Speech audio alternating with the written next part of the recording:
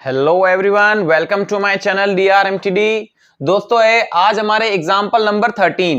देखो दोस्तों, example number 13 के अंदर क्या पूछा गया है, how many terms of AP 24, 21, 18 must be taken so that their sum is 78। देखो दोस्तों, इसके अंदर हमें एक AP दे रखी है जिसकी फर्स्ट टर्म क्या है दोस्तों 24 है, 21 सेकेंड टर्म है, 18 थर्ड टर्म है। और दोस्तों ये एक नॉन डिफाइन एपी है क्योंकि हमें इसमें पता ही नहीं है कि टोटल कितनी टर्म्स है, ये चलती जा रही है ये एपी। ठीक है, अब ये क्या कह रहा है, इस एपी की मैं कितनी टर्म्स लूं और उनको सम करूं कि मुझे कितना मिल जाए दोस्तों 78 मिल जाए। ठीक है, अब इसके अंदर फर्स्ट टर्म क्या दे रखी है दोस्तों, फर्स्ट टर्म हमें दी हुई है 24 दे रखी है। ठीक है, कॉमन डिफरेंस देखो दोस्तों, अब आपको दिख रहा है कि ये एपी डिक्रीज होती जा रही है 24, 21, 18, तो जाहिर सी बात है कॉमन डिफरेंस किस में आएगा, नेगेटिव में आएगा, आप सब जानते हो। और कॉमन डिफरेंस कैसे फाइंड करेंगे, A2 में से A1 माइनस करेंगे, आगे वाली टर्म में से पीछे वाली टर्म को माइनस कर दो, 21 में से 24 माइनस कर दो दोस्तों, -3 ऑब्टेंड होगा। ठीक है, अब ये क्या कह रहा है, इसमें 3 टर्म तो हमें दे रखी है, ऐसी और कितनी टर्म्स ली जाए, इस एपी के अंदर टोटल कितनी टर्म्स ली जाए कि उन सभी को सम करने पर कितना मिले हमें 78। दोस्तों सम तो हमें दिया हुआ है, यानी SN की वैल्यू तो हमें दे रखी है कितनी दोस्तों 78। ठीक है, उनका सम जो भी टर्म्स होगी ना, जैसे ये फर्स्ट टर्म, ये सेकंड टर्म, ये थर्ड टर्म और 4, 5, यानी कि टोटल कितनी टर्म्स ली जाए और उनको सम किया जाए कि हमें कितना मिल जाए दोस्तों 78 मिल जाए। तो नंबर ऑफ टर्म्स ही तो इसमें पूछी गई है, ये नंबर ऑफ टर्म्स का मतलब दोस्तों हमें n की वैल्यू पूछा गया है। अब हम यहां पर कौन सा फॉर्मूला लेंगे दोस्तों, SN equals to n/2 bracket 2a plus n-1 into d. अब आप पूछोगे आपने ये फॉर्मूला क्यों यूज में लिया, क्योंकि दोस्तों हमारे पास लास्ट टर्म नहीं है ना, तो हम यही फॉर्मूला अप्लाई करेंगे। SN इसका मतलब क्या होता है, सम ऑफ ऑल टर्म्स। तो दोस्तों सम ऑफ ऑल टर्म्स कितना है 78 है। n की वैल्यू तो हमें फाइंड करनी है, हमें पता ही नहीं है n कितना है, नंबर ऑफ टर्म्स कितनी है 2a, 2 multiply a, first term कितनी है दोस्तों 24 है, plus n-1 as it is रहेगा क्योंकि n की वैल्यू तो हमें फाइंड करनी है, इंटू डी। कॉमन डिफरेंस कितना है दोस्तों, कॉमन डिफरेंस है आपके -3 का। ठीक है, -3 हम यहां पर लिख देते हैं ब्रैकेट के अंदर और ये ब्रैकेट क्लोज। ठीक है फ्रेंड्स, अब देखिए सबसे पहले ये जो 2 डिवाइड में है इसको हम लेफ्ट में लाते हैं, तो दोस्तों ये मल्टीप्लाई में हो जाएगा, equals to n bracket 2 multiply होगा 24 से, तो दोस्तों कितना ऑब्टेंड होगा 48 ऑब्टेंड होगा। ठीक है, प्लस अब देखो दोस्तों ये जो -3 है ये पूरे ब्रैकेट से मल्टीप्लाई होगा, कुल मिला के n-1 से मल्टीप्लाई होगा। तो दोस्तों देखो -3n से मल्टीप्लाई होगा तो कितना ऑब्टेंड होगा दोस्तों -3n ऑब्टेंड होगा, -3 -1 से मल्टीप्लाई होगा तो कितना ऑब्टेंड होगा दोस्तों +3, बिकॉज माइनस माइनस हो जाएगा प्लस, और 3 1 से मल्टीप्लाई होगा तो 3। ठीक है फ्रेंड्स, अब देखिए 2 और 78 आपस में मल्टीप्लाई होंगे तो दोस्तों कितना ऑब्टेंड होगा, 2 8 जा 16, 2 7 जा 14 और 1 15, कुल मिला के 156 ऑब्टेंड हुआ। अब देखिए दोस्तों n as it is, bracket as it is, 48 अपनी जगह पर। अब दोस्तों ब्रैकेट के बाहर प्लस का साइन है तो ब्रैकेट सोल्व होगा, ब्रैकेट ओपन होगा, लेकिन अंदर वाले साइन चेंज नहीं होंगे, क्योंकि ब्रैकेट के बाहर जब प्लस का साइन होता है तो आप ब्रैकेट को सोल्व कीजिए, ओपन कीजिए, लेकिन अंदर वाले साइन को चेंज मत कीजिए, यानी कुल मिला के -3n + 3। ठीक है दोस्तों, होप कि आपको समझ में आ रहा होगा दोस्तों। अब देखो 156 एज इट इज रहेगा। अब जो n है पूरे ब्रैकेट से क्या होगा मल्टीप्लाई, क्योंकि इस पूरे ब्रैकेट के मल्टीप्लाई में कौन है, n ही तो है, लेकिन उससे पहले एक स्टेप हम और भी इसको सॉल्व कर लेते हैं। 48 और +3 कितना ऑब्टेंड होगा दोस्तों 51 -3n ब्रैकेट क्लोज्ड। अब देखिए 156 एज इट इज। अब जो n है पूरे ब्रैकेट से मल्टीप्लाई होगा तो दोस्तों 53n minus as it is n, 3n से मल्टीप्लाई होगा तो दोस्तों 3n² ऑब्टेंड होगा। ठीक है, नीचे स्पेस नहीं है, हम दोस्तों आगे लिख लेते हैं इसको। अब देखिए -3n² को आप लेफ्ट में लाइए दोस्तों, +3n² हो जाएगा। 51n को लेफ्ट में लाइए आप, -51 हो जाएगा, और लेफ्ट के अंदर 156 तो एज इट इज है, वो भी प्लस का, यानी कि 156 इक्वल्स टू 0, क्योंकि राइट में तो कुछ बचा ही नहीं दोस्तों। अब आपको दिख रहा होगा दोस्तों ये एक क्वाड्रेटिक इक्वेशन ऑब्टेंड हो चुकी है हमें।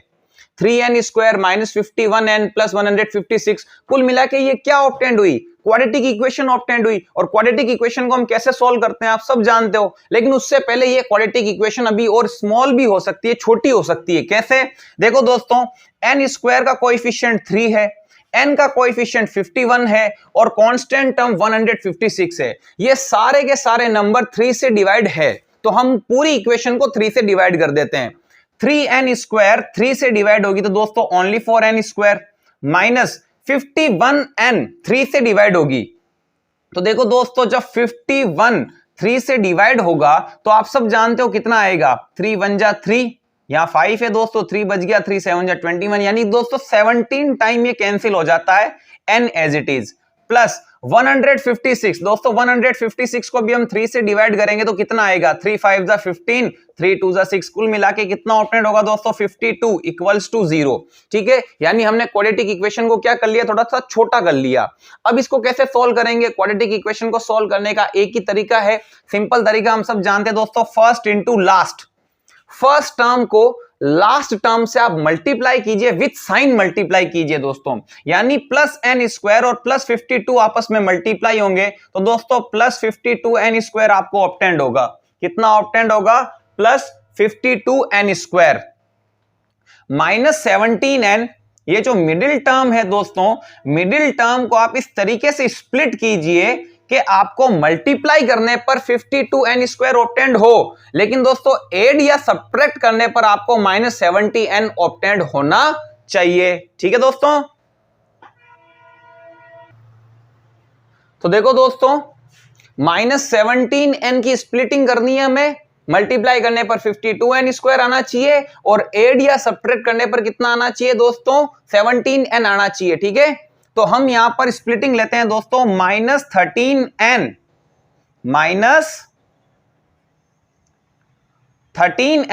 And minus 4n। ठीक है दोस्तों, देखो अगर आप माइनस 13n को और माइनस 4n को अगर आप मल्टीप्लाई करोगे तो माइनस इंटू माइनस प्लस हो गया, 13 4 जा 52, n से मल्टीप्लाई होगा n स्क्वायर। अब आप बताइए, मल्टीप्लाई करने पर तो 52n स्क्वायर आ रहा है, ठीक है, एडिशन या सब्ट्रैक्शन करने पर 17n आना चाहिए। तो देखो दोस्तों, माइनस का 13n और माइनस का 4n दोनों ही नेगेटिव के हैं, और आप सब जानते हो नेगेटिव नेगेटिव ऐड होता है, लेकिन साइन किसका लगता है, माइनस का, यानी कि माइनस के 13n और माइनस के 4n total minus 17n obtained हो गए, और वही हमें चाहिए, हमें माइनस का 17n ही तो ऑब्टेंड करना है।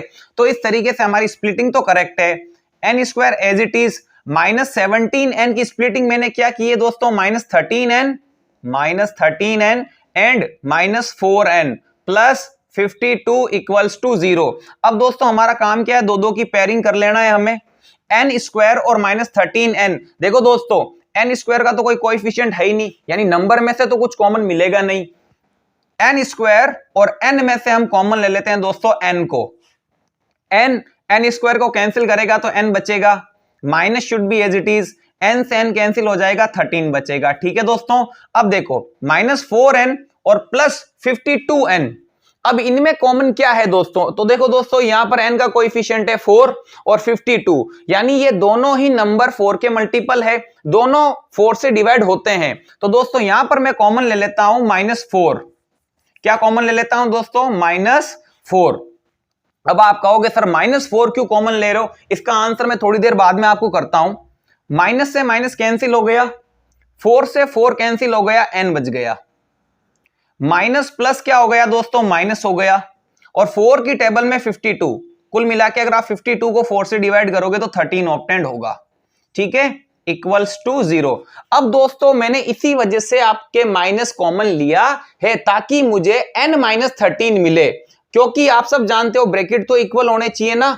अगर मैं माइनस का 4n कॉमन नहीं लेता तो दोस्तों आपको n मिलता लेकिन वो नेगेटिव का होता, 13 मिलता वो पॉजिटिव का होता, हमें क्या ऑब्टेंड होता, माइनस n प्लस 13। अब आप ही बताइए क्या ये वाला ब्रैकेट और ये वाला ब्रैकेट सेम होता, या n प्लस का है या n माइनस का है, या 13 माइनस का है या 13 प्लस का है। हमें क्वाड्रेटिक इक्वेशन को सॉल्व करते टाइम इन दोनों ब्रैकेट्स को इक्वल लाना होता है। अब इक्वल कहां से मिलते हैं अगर मैं माइनस का 4n कॉमन नहीं लेता, तो इसी वजह से मैंने माइनस 4 कॉमन लिया है।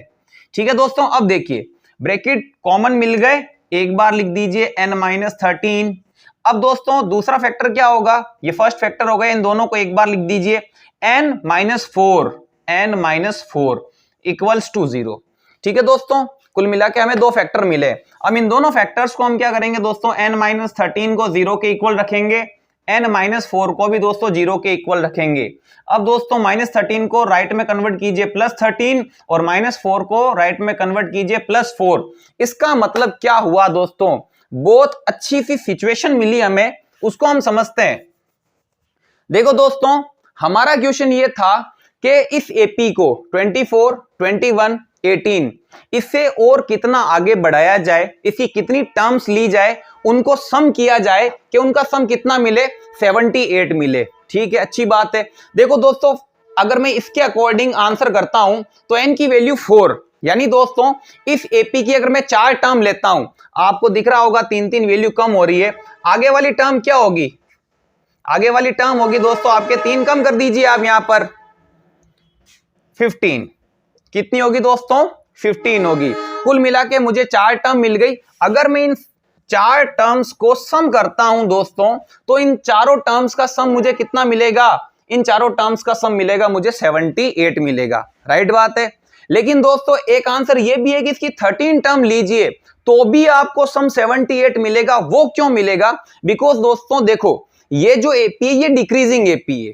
ये क्या है, डिक्रीजिंग एपी। जब आप इसे आगे बढ़ाओगे, आगे क्या आएगा, 12 आएगा, और 3 कम कर दीजिए दोस्तों 9 आएगा, और 3 कम कर दीजिए दोस्तों 6 आएगा, और 3 कम कीजिए आप 3 आएगा, फिर 0 आएगा, फिर दोस्तों -3 आएगा। इस तरीके से आप इसको आगे कंटिन्यू करोगे 1 2 3 4 5 6 1 2 3 4 5 6 7 8 9 10 11 -6 -9। ठीक है दोस्तों, यानी कुल मिला के कुछ टर्म्स नेगेटिव में भी चली गई।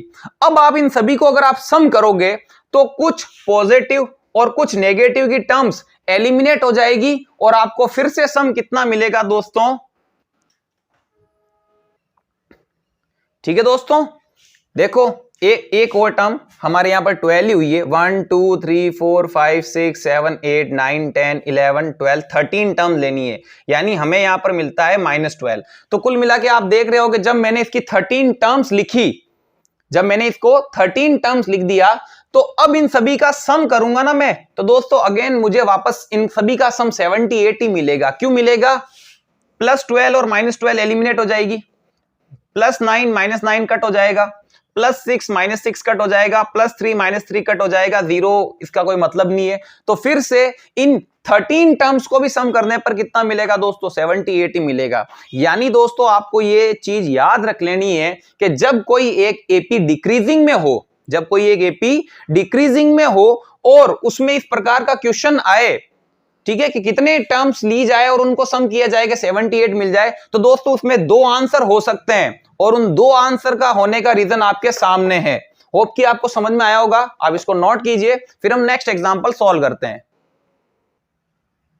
नेक्स्ट है दोस्तों हमारे एग्जांपल नंबर 14। देखो दोस्तों, एग्जांपल नंबर 14 की क्या डिमांड है, फाइंड द सम ऑफ, हमें सम फाइंड करना है दोस्तों। किनका सम फाइंड करना है, द फर्स्ट 1000 पॉजिटिव इंटीजर्स, शुरुआत से लेकर, यानी दोस्तों जब फर्स्ट की बात आ जाती है तो इसका मतलब है 1 से स्टार्टिंग करनी है, और 1 से लेकर 1000 तक जितने भी नंबर है उन सभी का सम कितना होगा। देखो दोस्तों, जब आपके क्वेश्चन आता है द फर्स्ट 1000 पॉजिटिव इंटीजर, तो दोस्तों इस प्रकार के क्वेश्चन जब शुरुआत 1 से होनी है और लगातार आपको चलना है और कुछ टर्म्स का सम करना है, तो उनके लिए एक फॉर्मूला अलग से यूज में लिया जाता है दोस्तों, Sn equals to n bracket n plus 1 upon 2। देखो दोस्तों, ये क्यों लिया जाता है, इसका रीजन ही हम इसके आंसर के अंदर हमें पता चल जाएगा। इसका जब हम सॉल्यूशन करेंगे तब हमें पता चलेगा कि ये फॉर्मूला क्यों यूज में लिया जाता है। फिलहाल हम इसके लिए एपी का जो Sn फॉर्मूला है वही यूज में लेंगे। देखो सॉल्यूशन क्या कह रहा है question, the first 1000 positive integer, यानी 1 से लेकर 1000 तक लिख दीजिए, 1 2 3 4 5 एंड सो ऑन। कहां तक लिखना है? 1000 तक, क्योंकि हमें फर्स्ट 1000 पॉजिटिव इंटीजर का ही तो सम निकालना है। अब देखिए दोस्तों, क्या आपके पास फर्स्ट टर्म है? बिल्कुल है, 1 है। क्या आपके पास दोस्तों कॉमन डिफरेंस है? वो भी आपको पता होगा, 2 - 1 1 1 का ही तो कॉमन डिफरेंस चल रहा है दोस्तों। और क्या आपके पास दोस्तों लास्ट टर्म है? क्या आपके पास लास्ट टर्म है? L की वैल्यू है, बिल्कुल है, 1000 है, क्योंकि दोस्तों हमें पता है 1 से लेकर 1000 तक लिखना है। तो दोस्तों लास्ट टर्म क्या हुई? 1000 हुई। और दोस्तों क्या आपके पास नंबर ऑफ टर्म्स है? क्या आपको पता है कि यहां पर कितनी टर्म्स लिखी हुई है? दोस्तों अब जाहिर सी बात है, 1 से लेकर 1000 तक जब कंटिन्यू ही बात चल रही है तो जाहिर सी बात इसमें टोटल टर्म्स कितनी होगी? टोटल टर्म्स भी तो दोस्तों 1000 ही होगी। अब देखिए, हम फॉर्मूला अप्लाई करते हैं, Sn equals to n upon 2 bracket a plus l।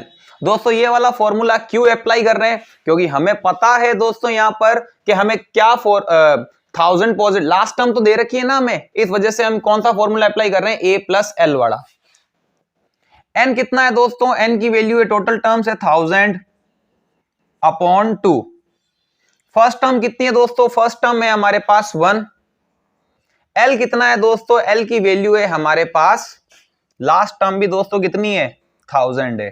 ठीक है, अब देखिए 1000 ब्रैकेट 1 प्लस 1000 अपॉन 2। अब दोस्तों अगर मैं इस सिचुएशन को इससे कंपेयर करता हूं, देखो दोस्तों हमने Sn के दो फॉर्मूले देखे थे, Sn equals to n/2 a plus l, और एक फॉर्मूला हमने देखा था Sn equals to n/2 bracket 2a plus n minus 1 into d. ये फॉर्मूला तब अप्लाई करते हैं हम जब हमारे पास लास्ट टर्म नहीं होती है। इस क्वेश्चन में तो हमारे पास लास्ट टर्म है, तो हम कौन सा फॉर्मूला अप्लाई करेंगे? Sn equals to n/2 a plus l। जब मैंने ये फॉर्मूला अप्लाई किया, अब आप इस सिचुएशन को दोस्तों इस फॉर्मूले से कंपेयर कीजिए, क्या ये दोनों सेम नहीं है? दोस्तों यहां पर देखिए n, अब n कितना है दोस्तों? 1000 है, तो ये 1000 आ रहा है आपके। n प्लस 1 यानी 1000 प्लस 1, तो दोस्तों जब आपके फर्स्ट 1000 पॉजिटिव इंटीजर यानी जब शुरुआत फर्स्ट से होती है तब आपको ये फॉर्मूला अप्लाई करना है, Sn equals to n bracket n plus 1 upon 2। ठीक है, अब देखिए 2 से ये कैंसिल हो रहा है दोस्तों, 500 टाइम्स 1000 प्लस 1 1001। अब देखो दोस्तों हमें 500 और 1001 को मल्टीप्लाई करना है, तो 2 0 को तो हम भूल जाते हैं, 5 1 से मल्टीप्लाई होगा, 5 1 जा 5, 0 0 अगेन एज इट इज, फिर से 5 1 जा 5, और 2 0 है तो हम पीछे लगा देते हैं। तो दोस्तों कुल मिला के अगर मैं शुरुआत से 1 से लेकर 1000 टर्म्स लिख देता हूं और उन सभी को सम करता हूं, तो मुझे कितना ऑब्टेंड होगा दोस्तों? हमें ऑब्टेंड होता है 5,500,000। कितना ऑब्टेंड होगा दोस्तों? 5,500,000 हमें ऑब्टेंड होगा। नेक्स्ट क्या है दोस्तों? नेक्स्ट है हमारे the first n positive integers. अब दोस्तों देखो ये जो सेकंड क्वेश्चन है इसमें हमें बोला गया है शुरुआत तो फर्स्ट से करनी है, लेकिन कितनी टर्म्स लेनी है वो हमें नहीं पता, यानी n की वैल्यू हमें नहीं पता है। इसमें तो लिखा हुआ था आपको 1000 पॉजिटिव इंटीजर लेना है, 1 से शुरू करना है, इसमें फर्स्ट लिखा हुआ यानी 1 से शुरुआत तो करनी है, मगर ये नहीं पता है कि टोटल टर्म्स कितनी लेनी है। तो देखो दोस्तों सेकंड क्वेश्चन जो कह रहा है the first n positive integer यानी 1 2 3 4 5 एंड सो ऑन, हमें नहीं पता कि टोटल टर्म्स हमें कितनी लेनी है। ठीक है दोस्तों, अब देखिए फर्स्ट टर्म कितनी है दोस्तों? उसमें फर्स्ट 1 है, कॉमन डिफरेंस कितना होगा दोस्तों? 2 - 1 1 होगा अगेन। ठीक है, लेकिन हमें क्या नहीं पता? n की वैल्यू नहीं पता है, हमें यहां पर किसकी वैल्यू नहीं पता है? n की वैल्यू हमें पता नहीं है, और हमारे पास लास्ट टर्म भी नहीं है। तो दोस्तों हम कौन सा फॉर्मूला अप्लाई करेंगे? Sn equals to n/2 2a plus n minus 1 into d. यही तो सिचुएशन होगी जब आपके पास लास्ट टर्म नहीं होती है, तो आप यही तो फॉर्मूला अप्लाई करते हो। अब देखिए Sn as it is, n की वैल्यू कुछ भी नहीं है तो n नहीं तो लिखेंगे, Sn ही तो लिखेंगे, क्योंकि हमें क्या पता कि टोटल टर्म्स कितनी है। यहां पर n फिर से एज इट इज रहेगा, क्योंकि हमें पता ही नहीं है कि इसमें कितनी टर्म्स का सम करना है। ये तो क्या कह रहा है? The first n positive integer, n terms का सम, तो n तो एज इट इज रहेगा। 2 इंटू a कितना है? फर्स्ट टर्म कितनी है दोस्तों? 1 है, plus again n-1 as it is, और d कितना है दोस्तों, d की वैल्यू भी तो 1 ही है, ठीक है। अब देखिए n/2 एज इट इज, 2 × 1 2 होगा, प्लस 1 दोस्तों पूरे ब्रैकेट से मल्टीप्लाई होगा तो क्या आएगा, n-1 ही तो आएगा, 1 n से मल्टीप्लाई होगा तो n 1 से मल्टीप्लाई होगा, कोई भी चीज 1 से मल्टीप्लाई होती है तो एज इट इज ही आएगा, और यहाँ ब्रैकेट के बाहर प्लस का साइन है तो इसका मतलब ब्रैकेट के अंदर वाले साइन भी चेंज नहीं होंगे, यानी दोस्तों कुल मिला के n-1 as it is he तो आएगा। 1 ब्रैकेट से मल्टीप्लाई होगा तो n-1 ही रहेगा, और ब्रैकेट के बाद प्लस का साइन है यानी ब्रैकेट सोल्व होगा, लेकिन अंदर वाले साइन चेंज नहीं होंगे। अब देखो दोस्तों ये n पॉजिटिव है तो दोस्तों प्लस का आ गया, 1 माइनस का है तो माइनस का रह गया। अब देखिए n/2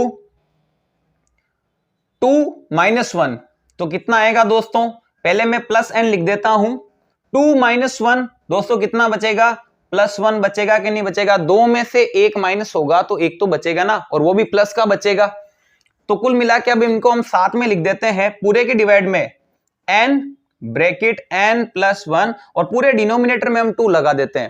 तो इस वजह से आपको पता चल गया होगा दोस्तों, अगर हम शुरुआत फर्स्ट पॉजिटिव इंटीजर्स, अब चाहे वो पॉजिटिव इंटीजर कितने ही हो, यहां पर n पॉजिटिव इंटीजर लिखा हुआ था तो हमने n की जगह n रखा। अब आपको पता चल गया होगा, अगर किसी क्वेश्चन के अंदर फर्स्ट n पॉजिटिव इंटीजर के बारे में पूछा जाता है तो आप ये फॉर्मूला भी अप्लाई कर सकते हो, लेकिन कंडीशन क्या है दोस्तों, फर्स्ट n पॉजिटिव इंटीजर होने चाहिए, शुरुआत 1 से होनी चाहिए और कंटिन्यू वो चलते जाने चाहिए। होप कि आपको समझ में आया होगा दोस्तों, आप इसको नोट कीजिए, फिर हम नेक्स्ट वीडियो के अंदर नेक्स्ट एग्जांपल सॉल्व करेंगे।